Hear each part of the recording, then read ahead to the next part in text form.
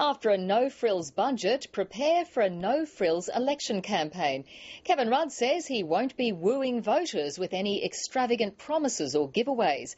He and the Treasurer spent the day selling their plan for a return to surplus. The budget dominated Parliament as the parties argued over whether Kevin Rudd is a fiscal conservative or a political Paris Hilton. From Canberra, Chief Political Correspondent Mark Simpkin. Budget winners are grinners.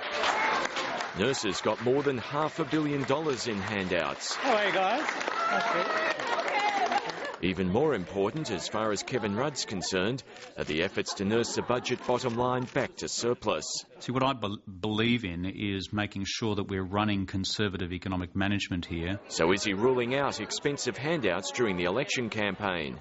Absolutely. The opposition doesn't buy it. It's asking us to believe that it can change its nature from Paris Hilton to Uncle Scrooge, and that's the problem with this budget. I just don't think it's believable. They don't even give me time for a wee. The Shadow Treasurer singing from the same songbook. Sweet Caroline. He's serenading you now. Arguing the budget's built on overly optimistic forecasts. I get so damn angry about the waste. I think the Shadow Treasurer should give up karaoke and take up policy, Mr Speaker. Joe.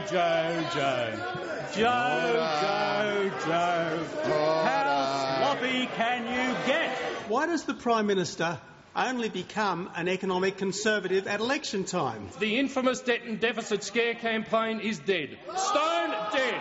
And what has killed it? Because the budget is heading back to surplus 3 years ahead of schedule. It's a sign of the times. Labor believes it's better to be abstemious in an election year than spend like a drunken sailor. Tony Abbott will formally reply tomorrow, and he'll continue to rail against debt and deficit and higher taxes. The resource tax is at the heart of the budget, pumping $9 billion a year into government coffers. We must have a national regime in this area. It is not a matter of choice. We just must have one. Andrew Forrest is leading the revolt. The billionaire miner came to Canberra for talks with officials, including an impassive Treasury Secretary. You know, we had a delightful discussion. The discussions are unlikely to stay that way, as the government and miners haggle over how the tax kicks in. Mark Simpkin, ABC News, Canberra.